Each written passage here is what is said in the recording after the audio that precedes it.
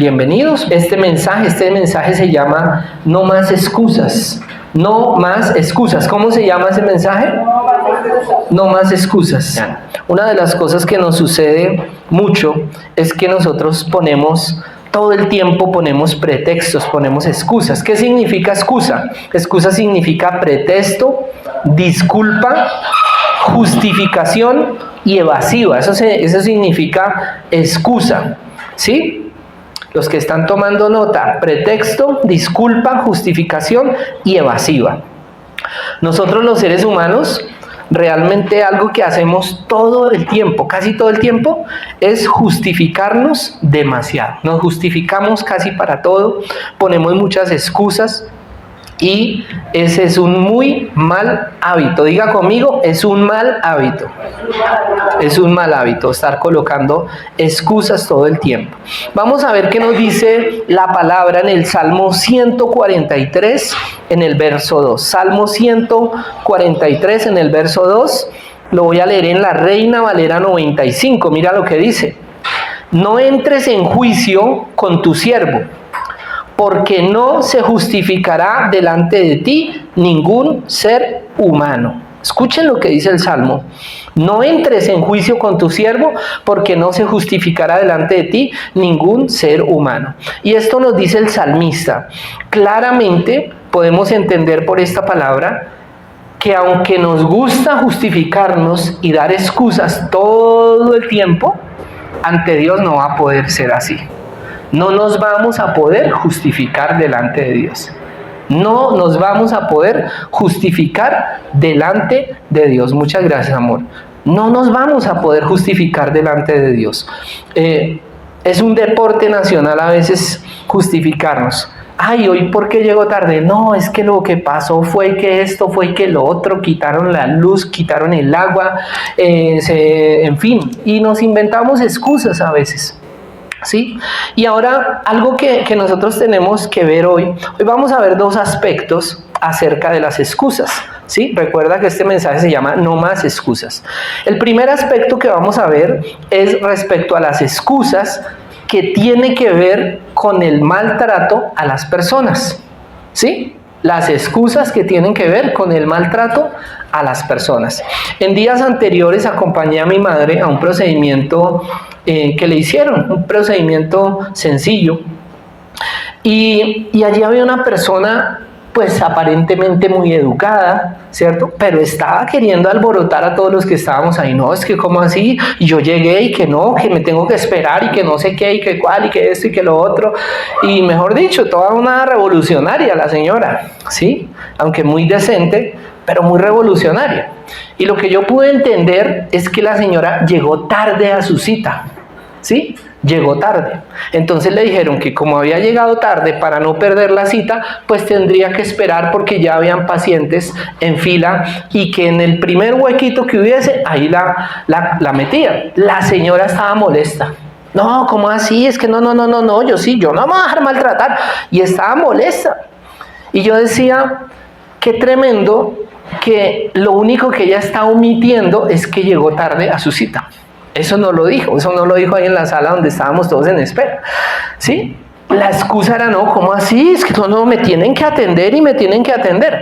Y no le habían negado el servicio, solo que le estaban diciendo, su merced, por eso hay una agenda, usted llegó tarde, toca que espere un poquito, ¿sí? La señora realmente estaba poniendo una excusa o usando una excusa para simplemente decir, no, me tienen que atender, y lo estaba planteando como que era una injusticia contra ella. Pero estaba omitiendo, nuevamente lo repito, que había llegado tarde a su cita, una cita que es programada, una cita a la que a uno le dan unas recomendaciones precisamente para que uno no la pierda. Y ese es un pequeño ejemplo de lo que nosotros a veces hacemos constantemente. Nosotros, lamentablemente, cuando hacemos algo mal, siempre buscamos a otro culpable o siempre buscamos una justificación. No, es que yo hice eso porque usted me sacó el mal genio. Y ese es el caso de las mujeres maltratadas, ¿sí? Muchos hombres dicen, no, pues es que usted me la sacó, entonces ya también usted reconozca que me la sacó y pues ya no aguanté y me tocó pegarle, ¿sí? Y realmente son excusas, ¿sí? Y a veces nos pasa eso con nuestros seres queridos. Y yo aquí quiero hacer un énfasis muy pronunciado, digámoslo, ¿sí? Sobre todo, practiquémoslo con nuestro círculo primario, que son nuestros seres queridos. Si nos equivocamos, ¿cuál sería la actitud que debiéramos tomar? ¿Cuál? ¿Solo uno? ¿Reconocer? ¿Cuál sería la actitud que debiéramos tomar si nos equivocamos? ¿Cuál? ¿Aló? ¿No están? Pedir disculpas, ¿cierto? Tomar una actitud humilde, no, venga, sí, yo me equivoqué, perdón. Ahí se acaba un problema. Hoy ahorita nos compartían el proverbio que la palabra suave, ¿qué? Calma la ira, ¿cierto? Si hay alguien que está irado por alguna circunstancia, algo le molestó, y yo encima le respondo mal, pues lo único que va a hacer es empeorar la situación. Puede que tenga o no tenga razón, ¿cierto? A mí, y aquí me voy a confesar con ustedes como siempre lo hago, ¿sí?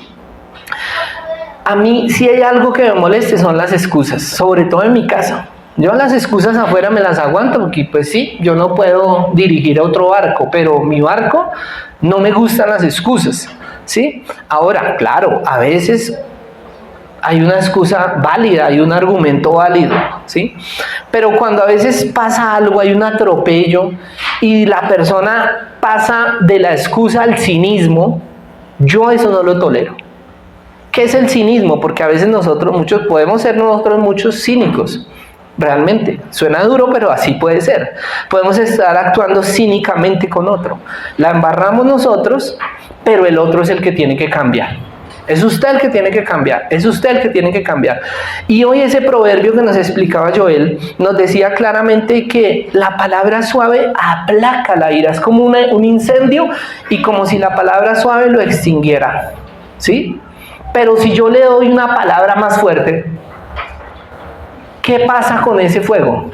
En una versión que leíamos, echarle leña al fuego sería el término, ¿cierto? O sea, se prende peor.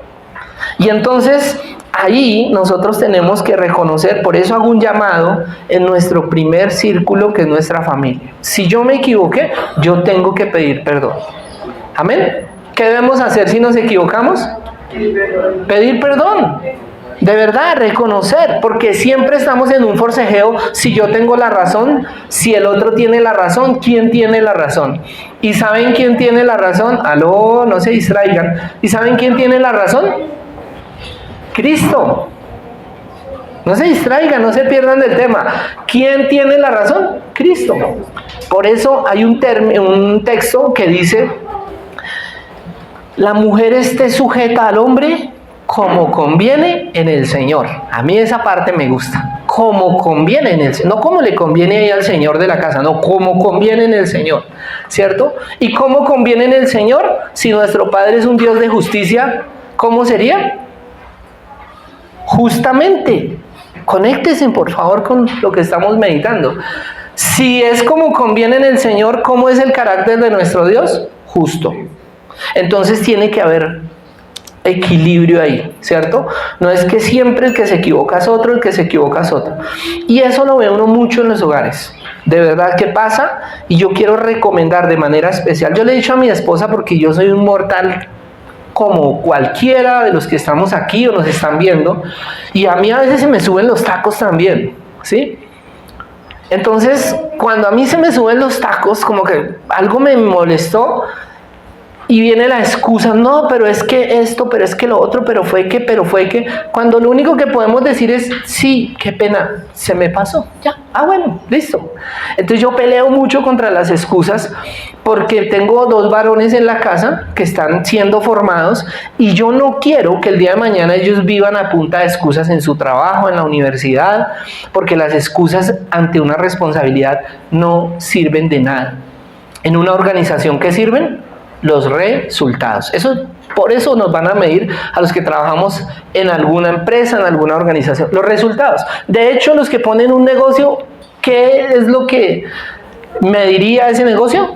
Los resultados. Si el negocio da, si se vende, si no se vende, ¿sí? Y en eso tenemos que ser muy juiciosos. De verdad, mirar que nosotros no nos estemos excusando para todo. Entonces, yo peleo mucho contra las excusas, y resulta que se arman más excusas, ¿cierto? Y a mí eso me molesta y me exaspera, entonces ya la cosa cambia. Porque ahora el papá se puso bravo. El papá es el que es enojón, es que se enoja. Usted se enoja con facilidad, papá. No, un momento. Y entonces tenemos que bajar los ánimos, sentarnos y decir, venga, y dar toda una explicación científica, repito, a esos dos varones que yo estoy formando, que entre otras cosas pues me siento muy orgulloso de ser su papá, porque entienden, razonan, valoran las cosas y las asumen, y eso a mí me gusta. Pero yo creo que estoy identificando aquí a algunos papás, ¿cierto? ¿Pasa con los hijos? No, pero es que no sé qué, y hay cosas que uno dice, ¿será cómo lo compruebo? No, que es que le tocó es que trabajar más tarde. ¿Será que sí? ¿Será cierto? No, que ahora salen a las 8. ¿Sí? O sea, hay cosas que uno como papá dice, ¿será que sí? Y resulta que se empiezan a volver excusas. Entonces, ¿a dónde voy? Cuando hemos tenido, recuerde que estamos poniendo un ejemplo del pastor, ¿cierto? Bien carnalito, ¿cierto? Que cuando el pastor se enoja y con los hijos y tal, pues vienen las excusas, y entonces yo también a veces les digo, ven, bajémonos del cinismo, porque si la equivocación fue tuya, ¿qué sería lo correcto? Reconoce el error. No voltees, no trates de darle vuelta a la torta, que es que la culpa es del papá.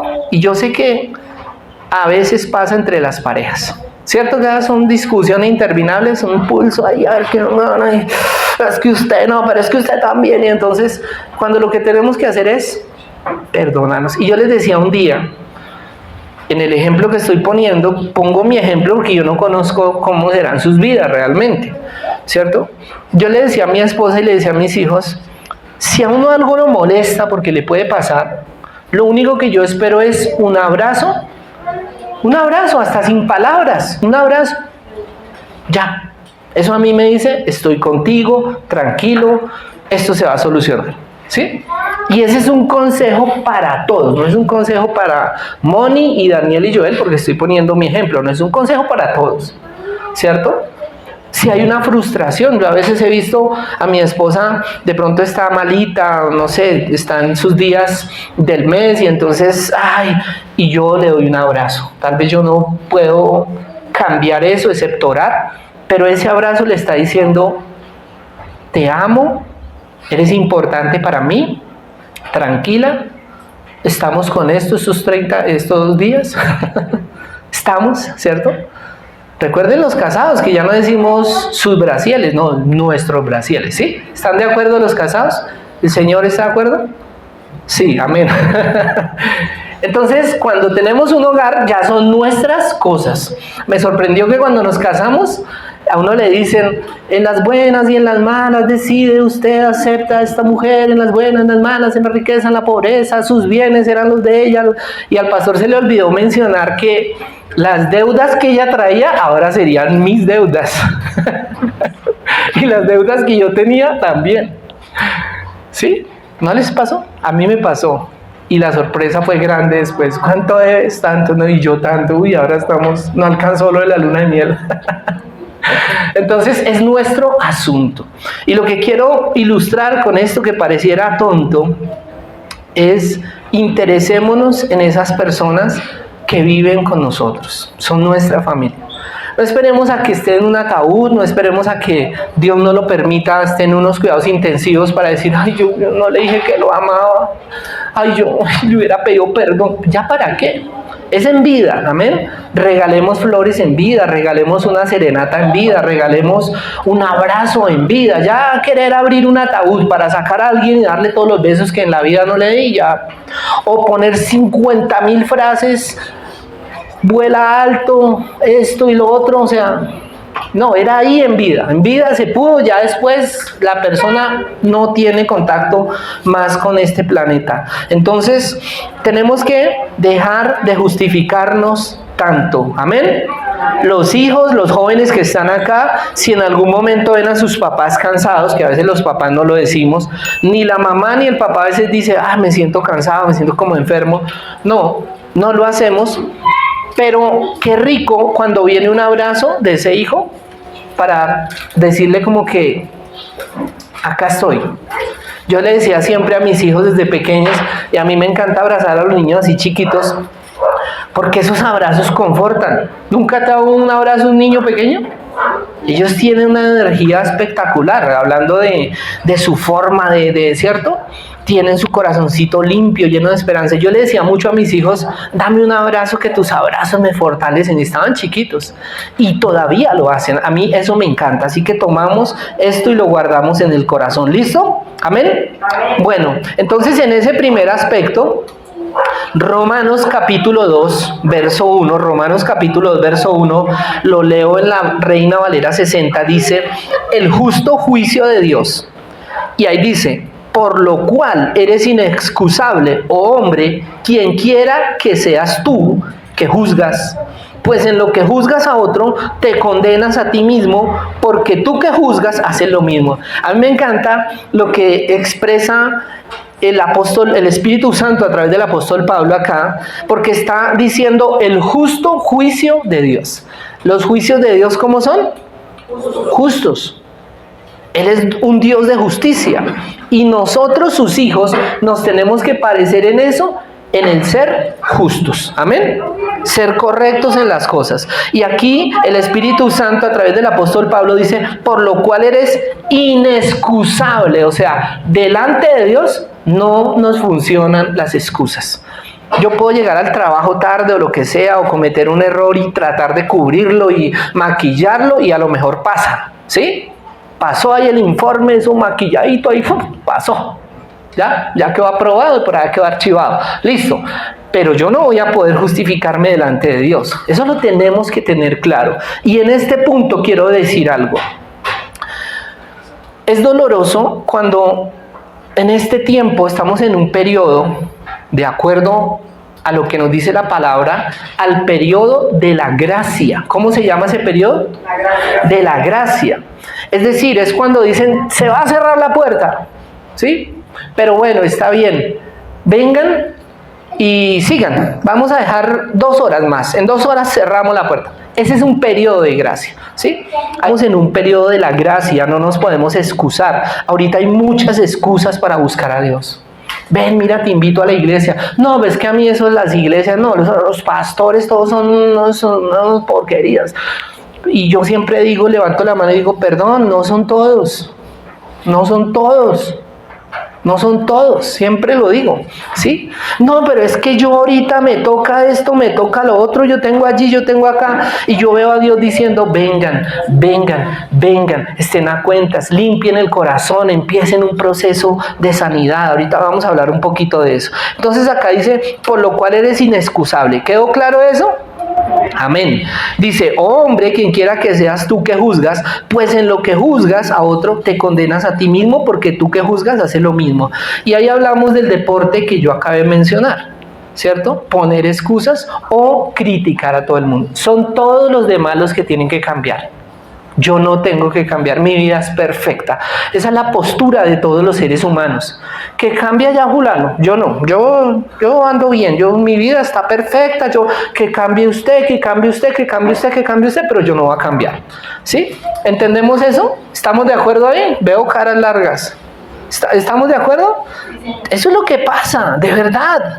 Eso es lo que pasa. A veces condenamos a otros, pero en eso que condenamos a otros, nosotros estamos peor. Eso nos está recordando hoy el Espíritu Santo de Dios. Ahora, avancemos más. Eclesiastés capítulo 7, verso 20 dice, en la versión Dios habla hoy, sin embargo, no hay nadie en la tierra tan perfecto que haga siempre el bien y nunca peque. O sea, todo argumento que nos hemos montado en la cabeza, que son los demás los que tienen que cambiar, yo no, pues el Señor nos está diciendo hoy, tú no eres perfecto. Diga conmigo, yo no soy perfecto. Pareces, pero no lo eres. ¿Cierto? No soy perfecto. No lo somos. Tal vez podemos ser excelentes en muchas cosas, pero perfectos no somos. No somos Dios. Dios es el único perfecto. Y eso nos da un margen de error en nuestra vida. Entonces, ante eso no podemos pretender que todo el mundo hace todo mal y que yo sí lo hago bien. Que todo el mundo es el que tiene que cambiar y yo no. De hecho, en un proceso de sanidad que estamos trabajando ahorita, recuerden que veníamos dando los cursos de parejas, ¿sí? Recuerdan que yo los hablé, no sé qué tal. Ya ahorita vamos en algo que se llama 21 días de sanidad. Ahora, dice 21 días, pero se puede tardar mucho más, porque estamos trabajando muchos grupos, muchas personas a la vez, ¿sí? Y en particular, las que más están tomando esto son las mujeres. Felicitaciones a las mujeres. Ustedes tienen un poder de influencia increíble. Y las mujeres lo están tomando. Entonces, en este caso, Moni es la que está más trabajando. ¿Sí? Yo soy más relajadito. Pero mentira, no, yo la acompaño, yo le ayudo, o sea, me ha tocado lavar, planchar, bañar a los niños, etcétera. O sea, duro, pero Moni, ¿por qué? Porque no es lo mismo que una mujer abra su corazón conmigo y me cuente todos sus dolores a que lo haga con mi esposa, porque mi esposa pues es mujer, va a entender otras cosas, tiene una forma de ver las cosas de pronto distintas a mí, aunque yo las entiendo también, ¿sí? Entonces, ahorita que estamos dando ese curso de sanidad en 21 días, que vale la pena que lo tomen incluidos los hombres, yo lo estoy haciendo. No traje mi cuaderno, pero se los podría mostrar. Alguien aquí vio mi cuaderno, ¿cierto? Se dio cuenta que yo lo estoy haciendo. Casi que estoy transcribiendo el libro que estamos utilizando. Excelente. Este libro, la autora es una psicóloga cristiana que además es pastora. Y a ella les doy un spoiler ahí rápido. A ella la abusaron tremendamente y terriblemente. Y a partir de su dolor, ella se dedicó a estudiar psicología. En la psicología aprendió muchas herramientas, pero adicional conoció al Señor y el Señor empezó a hacer un proceso increíble. Esa fusión es increíble. Ella se encontró obviamente que muchas cosas que aprendió en la psicología de una forma ya estaban plasmadas en la palabra de otra, ¿sí? Y entonces ese libro es espectacular. Estamos trabajando ese libro, se lo recomiendo, aunque ella lo escribió para mujeres. Es un libro que puede tomar cualquier persona en cualquier edad y empezar a trabajar en su sanidad emocional. De esto es que vamos a hablar, que ese es el segundo aspecto que vamos a mirar, ¿sí? Recuerde, Eclesiastés dice que no hay nadie que perfecto. Te puede parecer perfecta o perfecto, pero no lo es, ¿sí? No somos perfectos. Y aquí entramos en el segundo aspecto que tiene que ver con el corazón, con sanar. Y yo digo con el corazón, pero con el corazón, porque realmente la Biblia cuando habla del corazón está hablando de la mente, del alma, donde guardamos nosotros las emociones, los sentimientos, los pensamientos. Entonces, Proverbios 4:23 nos dice el Señor, y este es un mandato. Lo leo en la Reina Valera 60, dice, sobre toda cosa guardada, guarda tu corazón, porque de él mana la vida. ¿Sí? En otra versión dice, en la palabra de Dios para todos, dice, ante todo, cuida tus pensamientos, porque ellos controlan tu vida. Me encanta. La manera como pensamos, actuamos. ¿Sí? La manera como pensamos, actuamos. ¿Cierto?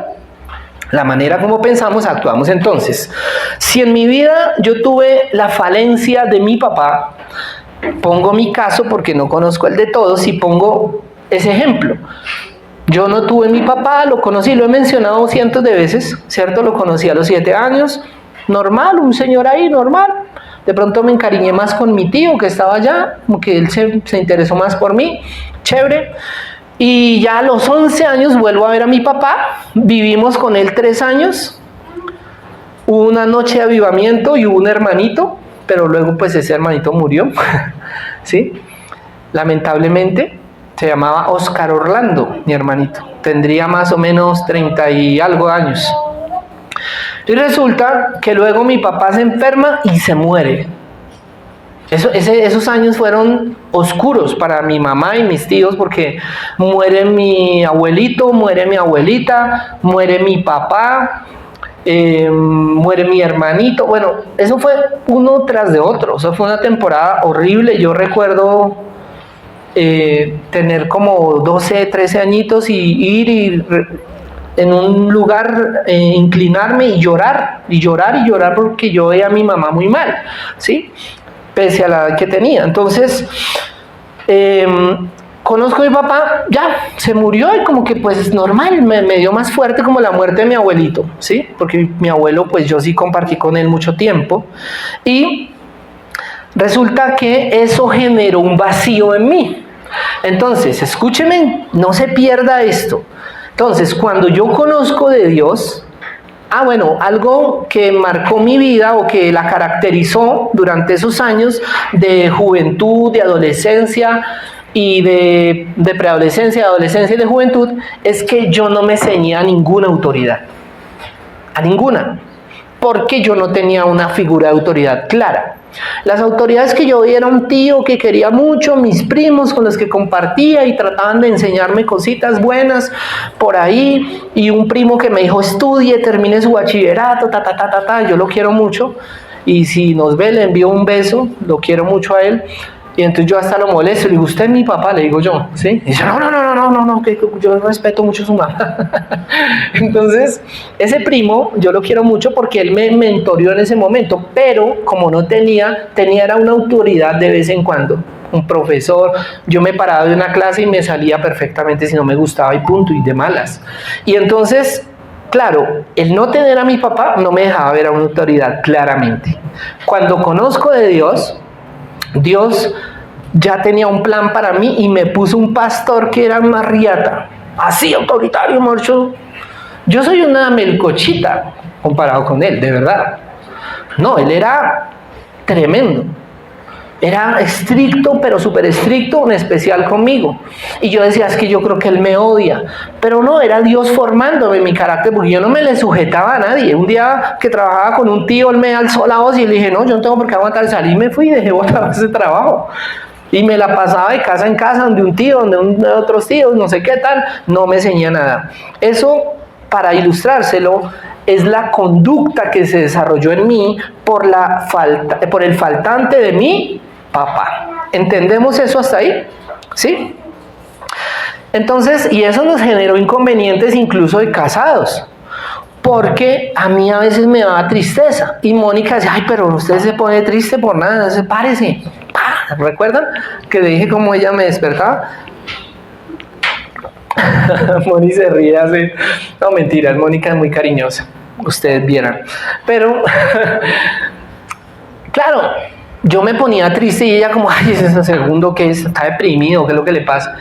Y un día, tal vez ni ella me entendía ni yo entendía su postura, y un día, por revelación del Espíritu Santo, yo le dije, amor, es que tú no me entiendes. ¿Cómo que yo no te entiendo? Si yo te amo, no sé qué tal, esto, lo otro. Yo te amo, ¿sí? Yo dejé ese hombre grandote por ti, chiquitín. O sea, ella me dijo que me amaba, ¿cierto? Y entonces yo le digo, pero no, porque es que tú no me entiendes. Y el Espíritu Santo, ahí en ese momento me dice, claro, ella no te entiende porque ella tuvo a su papá. ¿Entendemos esa parte? Dele un aplauso al Señor. Amén. Entonces, estoy hablando de la sanidad emocional. No se desconecte.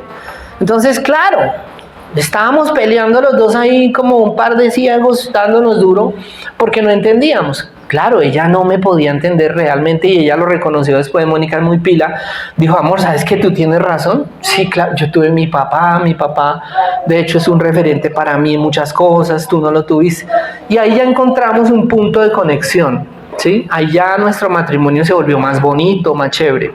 Ahora, esto para explicarle que si no cuidamos el corazón o los pensamientos, pues lamentablemente ellos nos van a controlar. Entonces, si en nosotros hubo un abuso, si en nosotros hubo un abandono del tipo que sea que mi papá me abandonó, o mi mamá, o un familiar, sea que me hicieron un desplante, se burlaron de mí en el colegio, sea que una autoridad, ya sea un profesor, ni hablar de la autoridad, ni hablar de la autoridad que es un pastor, ¿cierto? Que nos falle, pues eso como que se cae al piso, ¿cierto? No se desconecte. Eso como que cae al piso, como que, ¿cómo así me falló esa autoridad espiritual? ¿Yo qué puedo esperar de los demás? ¿Cierto?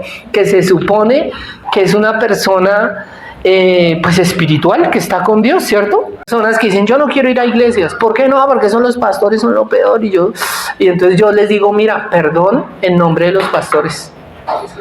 Perdón en nombre de los pastores. No fui yo el que se te hizo esa herida, pero yo te pido perdón si algún pastor te falló. Y nosotros hemos venido trabajando en un proceso de restauración con muchas personas. Personas que fueron manipuladas a nivel económico, etcétera, etcétera, etcétera. Con autoritarismo. De hecho, yo cuando salí de donde estaba, yo salí como diciendo, no, que va, me van a coger a mi bobo. Pero también está dentro del propósito porque Dios a mí me tuvo que poner un hombre así firme para que yo me ciñera. Y esa como que ya me estabilizó al no haber tenido a mi papá. Entonces pude ver a Dios más claramente. ¿Me entienden? Y a veces tengo episodios todos extraños. Esto va a sonar loco. Siendo pastor, llevando 25 años casi ya de conocer del Señor, a veces siento o he sentido, no, ya no lo sentiré más, pero he sentido en muchas ocasiones como que Dios me abandonó. O sea, hay un reflejo de mi infancia, de mi papá. ¿Entendemos esa parte? Ya muchos están entendiendo, no es que yo no tenga fe, lo que pasa es que hay un reflejo de mi papá, ¿sí? Si mi papá no me valoró, como que Dios no me valora. ¿Lo entendemos? Si mi papá está ahí, pero pues ahí lo veo, lo saludo todos los días, pero él no me ayuda, no, antes yo le tengo que ayudar. Muchos hijos dicen como que Dios es igual. Y entonces les cuesta apoyar la obra, les cuesta bendecir el ministerio porque dicen, no, que me ayude él, no es que él es Dios. ¿Sí? ¿Lo entendemos? Muy bien, muy bien. Entonces avanzamos. Debemos sobre toda cosa guardada, ¿qué? Guardar nuestro corazón, guardar nuestros pensamientos, porque ellos controlan mi vida. Yo les conté también en algunos mensajes que yo crecí en la calle. No era que vivíamos en la calle, trabajábamos en la calle, o sea, el mayor tiempo estábamos ¿en dónde? En la calle. Y en la calle hay unos códigos, hay unas leyes ahí que se mueven. La ley del más fuerte, la ley del más guapo, ¿sí? Entonces yo crecí bajo esa ley. Y resulta que para mí era tremendo que otro me fuera a amedrantar porque yo me paraba más firme y le decía, pues no me da miedo, ¿cierto? Usted no me amedranta. Pero cuando ya fui cristiano y fui creyente, imagínense al pastor por ahí resolviendo algo a golpes, ¿cierto? Pues no. De hecho, hace poquito hubo un episodio ahí que otra vez se quería salir el viejo hombre porque mis hijos van por allá adelante, todos nos vamos comiendo un helado, ellos van por allá adelante, y aquí unas plantas no nos dejaban ver a nosotros, y venían un grupo de personas que llegaron al país, iban en bicicleta y le dicen unas cosas a mis hijos, feitas, porque no nos vieron a nosotros. Y yo me giro y le digo, oiga, ¿Qué? Y entonces usé un término no grosero, pero le dije, ¿está descuadrado? Me dice, si está descuadrado, yo lo cuadro, ¿sí? Y ellos pararon, iban 3 o 4 en bicicleta, y yo dije, o sea, yo por mi familia, yo los defiendo, ¿sí? Y ellos vieron, yo creo que me vieron la cara y la postura, y no, mejor vamos, este man está loco, una cosa así, ¿sí? Pero yo después decía, Señor, ese fue un reflejo de quién era yo antes, porque no me daba miedo, que como crecí en la calle, lidiando con habitantes de calle, etcétera, etcétera, entonces uno se forma unos códigos. Estoy tratando de explicar el segundo aspecto, que es sanar el corazón. Entonces, claro, como yo de niño crecí con la ley del más fuerte y nos tocaba pelear en la calle para subsistir y sobrevivir, ¿cierto? Entonces, eso ya se vuelve un código, un pensamiento. Diga conmigo, un código. Un pensamiento, ¿cierto?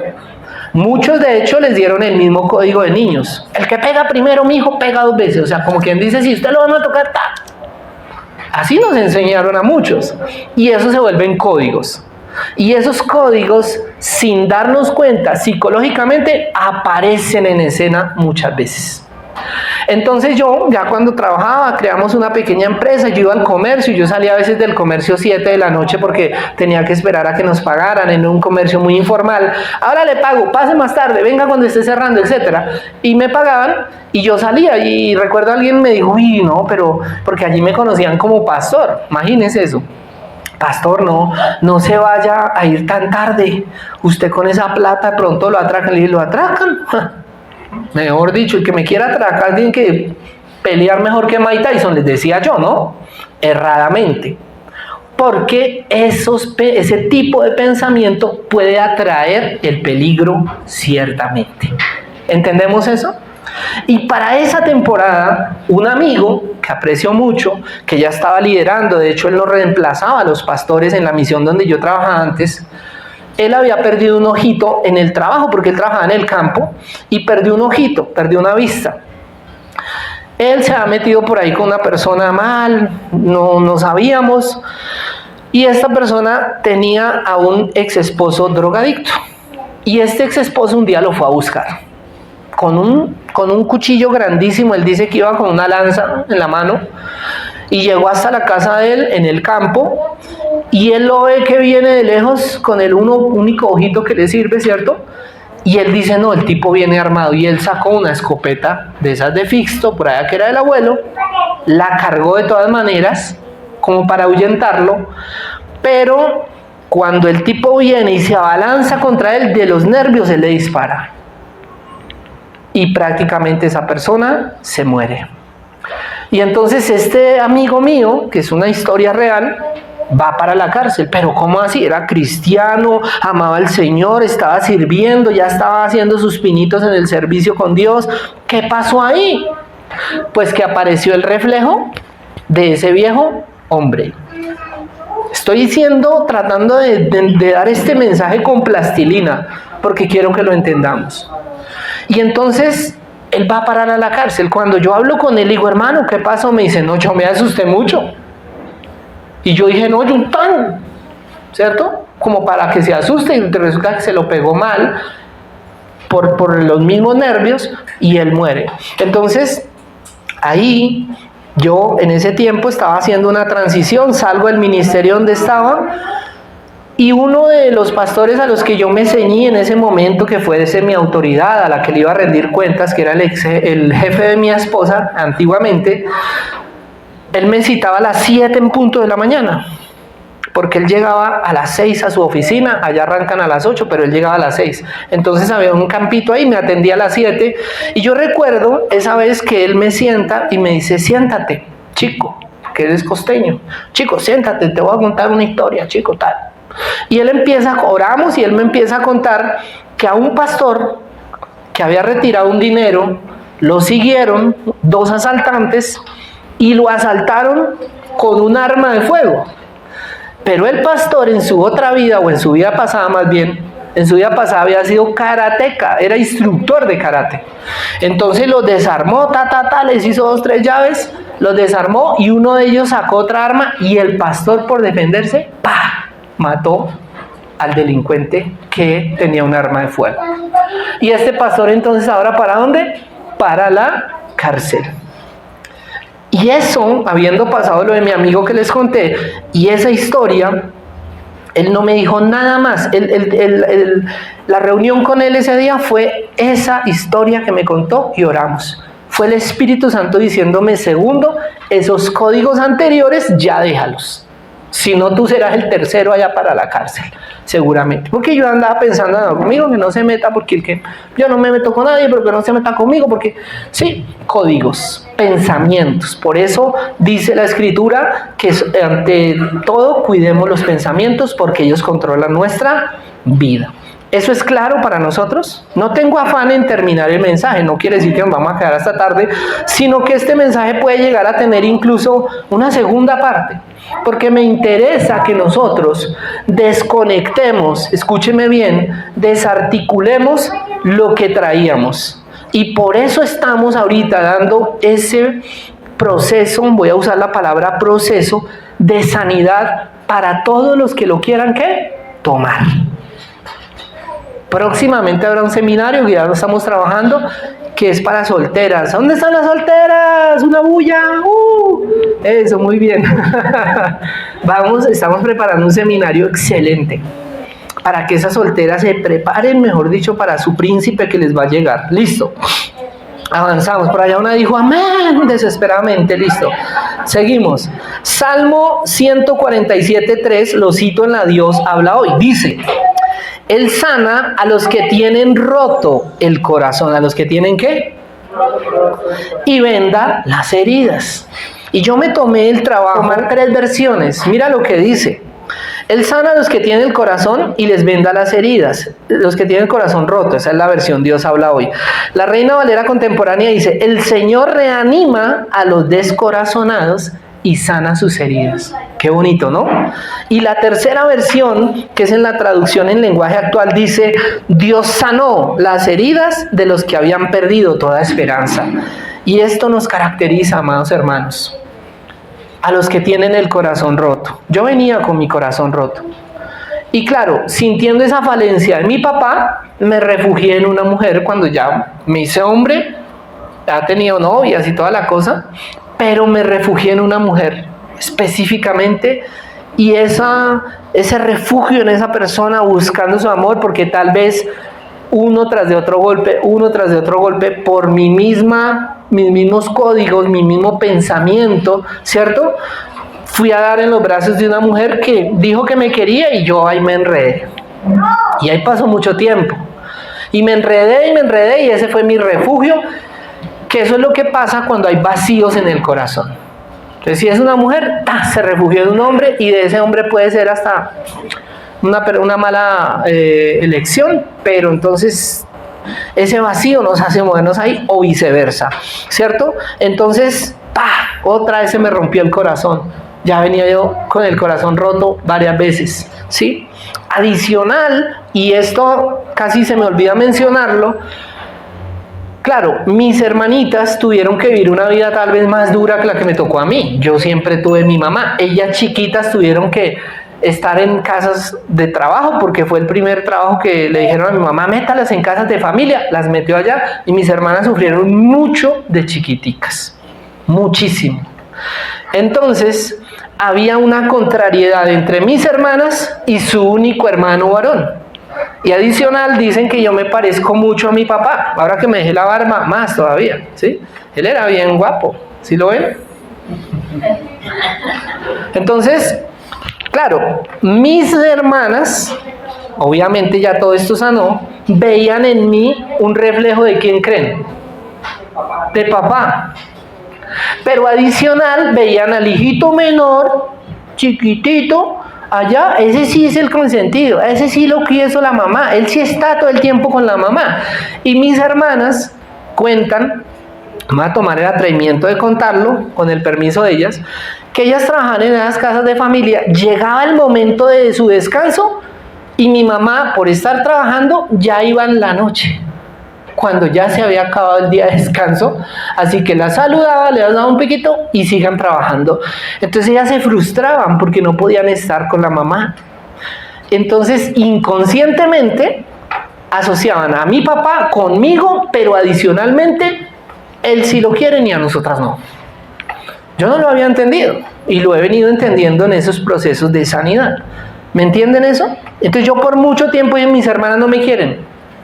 Y se los llegué a decir a ellas claramente, y me decían: no, si nosotros lo queremos. Pero no era que no me querían, sino que había un reflejo también en ellas, ¿cierto? Un código que se habían establecido hacia mí, sin darse cuenta, incluida mi mamá, que aquí está, ¿sí? Mi mamá, sin darse cuenta, también veía un reflejo pequeño de su esposo. Eso pasó, ¿sí? No es para que mi mamá esté triste, ya nos sanamos, ahora nos amamos mucho, todo el tema, ¿sí?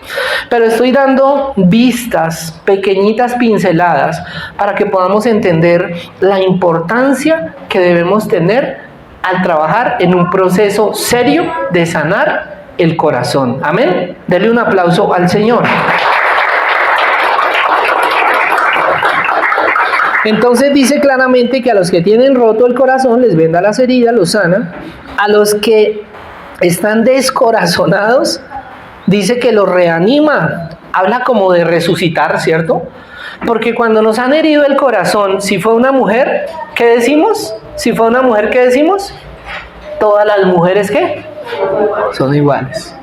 Y en el caso de las mujeres, ¿qué dicen de los hombres? Todos los hombres son iguales. ¿Sí? Y entonces, ahí entran los códigos de los que hablamos. Yo no me voy a casar, ¿para qué me caso? ¿Sí? Pero resulta que en esos códigos que nos armamos, como digo, no me voy a casar, pues me vuelvo una persona promiscua, sin darme cuenta. Pero quiero agradar a Dios, no, pero los hombres todos son iguales. Pero de todas maneras yo por ahí, de vez en cuando, ¿sí? O las mujeres, viceversa. ¿Se dan cuenta? Que todo, sí, aparecieron las llaves, ¿se dan cuenta? Amén. Entonces, y el Señor nos está diciendo aquí que vengamos a Él, que Él nos sana. Dice, Dios sanó las heridas de los que habían perdido toda esperanza. 2 puntos. ¿Esperanza de qué? De formar un hogar, de tener hijos, de formar una buena familia, de ser el papá que yo no tuve, de ser el esposo que yo hubiera querido que mi mamá tuviera, de ser la esposa que me hubiera gustado ver en mi casa, de ser la mamá que me hubiera gustado tener, porque a muchos les faltó la mamá. Entonces se dan cuenta que tenemos todas las herramientas y que en este periodo de gracia tenemos que aprovechar, hacer un proceso serio de sanidad en nosotros. Alguien dice, ay pastor, pero uno cómo sabe qué heridas tiene en el corazón, porque hay heridas de abandono, hay heridas de humillación, hay heridas de, ayúdame, de rechazo, hay heridas de, voy a poner una de rechazo rápidamente, un ejemplo en la Biblia. El rey David, cuando el profeta Samuel es enviado a la casa de Isaí, el papá de David, le dice, llame a todos sus hijos, porque Dios mandó. No le dijo para qué, pero Samuel iba para ungir un nuevo rey. Y Isaí reunió a todos sus hijos, menos a uno, al más pequeñito, que se llamaba David. Y entonces fue a ungir al primero y el Señor le dijo, no, ese no es. No, tampoco. Y pasaron todos los que estaban ahí reunidos. Y entonces le dice, y entonces, y el profeta le dice, ¿no tienes más hijos? Dice, ay, cierto, se nos olvidó, se nos olvidó David. David no lo llamamos. Llame, ¿y dónde está? No, por ahí cuidando las ovejas, llámelo. Y llamaron a David, y David era el que Dios iba a ungir rey. Ahora, esto no nos lo dice la Biblia claramente, pero vemos la herida de David aparecer cuando un día estaba en palacio, ya era rey, se estaba paseando, ese día no fue a la guerra, y de repente por la terraza vio por allá una mujer que se estaba bañando allá tutumada, ¿sí? Shh, ya. Uy, ¿esto qué es? Y agarró los binoculares y dijo, uy, no, está muy linda. Y como era el rey, llamó al guarda que estaba ahí en la puerta y dijo, dame un favor, venga, mire, esa mujer va a la casa, que la traigan. Y como el rey la mandó a llamar, pues la trajeron. Y él ahí tuvo su festín. Y entonces pecó. Y cuando se dio cuenta, ella tenía su esposo. El esposo era uno de sus hombres de guerra, hacía parte de los más valientes, de los principales. Y entonces dicen, no, ¿ahora qué hacemos? Dígale a Urías que tiene un permiso. Y mandan a Urías y se presenta ante el rey y le dice, Urías, descansa esta semana, ve y pasa rico con tu esposa. Y él pensó que se había ido. Y resulta que Urías, el rey vuelve a preguntar, ¿Urías qué? ¿Ya vino? No, si no se ha ido. ¿Cómo así que no se ha ido? Si hace una semana que lo mandé que se fuera a descansar a su casa. ¿Sí? A que le haga un hijo, digo, a que descanse, dijo el rey, ¿no? Y entonces Urías lo llama, Urías, ¿qué pasó que lo mandé a descansar? No, rey, ¿cómo va a hacer eso? Todo mi ejército está en batalla, ¿yo qué? No, yo estoy aquí contigo, rey. Y él dice, no, ¿y ahora qué hago? Tocará que lo manden a matar. Digo, que lo mando a matar, ¿cierto? Y entonces ingenia, mándemelo por favor, toma el radioteléfono, David, y llama ya a la guerra, que él no fue, y dice, hágame un favor. Sí, es rey, siga rey, hágame el favor y póngame en Urías allí nomás al inicio de la batalla. Y eso, rey, no, usted hágale que es que lo necesito ahí. Él quería que lo mataran. Pues Betsabé había quedado embarazada. y él lo que necesitaba era cubrir esa falta. Estoy hablándoles del hombre del cual Dios dijo que tenía un corazón conforme a él. ¿Sí? ¿Qué herida afloró en David? Una herida de abandono, por la cual él se refugia en el amor de una mujer y de las mujeres, porque tuvo muchas. Y eso generó otro tipo de heridas en el corazón de un hombre del cual Dios dijo que tenía el corazón conforme a Dios. Y alguien dirá, pero ya tenía a Dios, usted ya tiene a Cristo, Cristo es suficiente. Claro, el Señor Jesús es suficiente. Pero lo que el Señor está haciendo en una charla como estas, en una enseñanza como estas, es recordándonos que hay unos medios para que nosotros nos demos cuenta cuáles realmente son nuestras heridas. Y entonces la pregunta que surge, ya voy a finalizar, y entonces alguien estará preguntándose, pastor, ¿y yo cómo sé qué heridas tengo en mi vida? 1, tome el proceso de sanidad. Pero se la voy a poner más fácil. ¿Cómo sabemos cómo somos? ¿Qué heridas tenemos, perdón? Pues observándonos cómo somos. Entonces, en mi caso, he sido muy mal geniado. Pero es que eso es herencia, su papá era peor. Sí y no. Porque resulta que esas rabias o ese mal genio que a mí me da, justo aparece cuando yo me sentía rechazado. Porque yo sentí un rechazo de mi papá. ¿Entendemos eso? Entonces, pero es que a veces me da como melancolía y tristeza y como tiendo como que a ser depresivo, como melancólico, como que no quiero hablar. Eso tiene que ver con exactamente lo mismo. El no sanar una herida de mi papá. ¿Lo entendemos? Ahora alguien dirá, pero todas las heridas tienen que ver con el papá. No. Hay personas que pueden tener su papá y su mamá y ser unas excelentes personas, pero pueden tener ciertas heridas porque resulta que el niño lo cuidó una nana. Entonces el niño casi no veía a sus papás, por ahí los veía de vez en cuando, los fines de semana, en la noche, si acaso, por ahí un besito, en la mañana, chao. Y eso también genera una herida de abandono. Y la herida de abandono, para que lo entendamos, tiene una característica y es como que la persona quiere que lo vean. Míreme, acá estoy, míreme. Por eso hay personas que si no les felicitan lo que han hecho, se sienten mal. Pero vea, ¿por qué no se dan cuenta de lo que yo hago? Porque todo lo demás sí, pero lo que hago no. Ahí tienen que ponerle cuidado a eso. Yo quiero que eso lo tomemos en serio. Vamos a ponernos en pie. Voy a dejar el mensaje hasta ahí. Y este mensaje pues obviamente lo vamos a ver en 15 días, porque recuerden que dentro de 8 días vamos a estar en la película. Vamos a orar. Amado Dios y Padre Celestial, hoy te damos gracias porque tú nos hablas, tú nos enseñas como yo te lo he pedido, Señor. Enséñanos con plastilina, enséñanos a entender las cosas. Gracias, Señor amado, porque tu amor está con nosotros. Gracias porque tu Espíritu nos guía para que podamos mirar en nuestro interior y entender por qué nosotros somos así.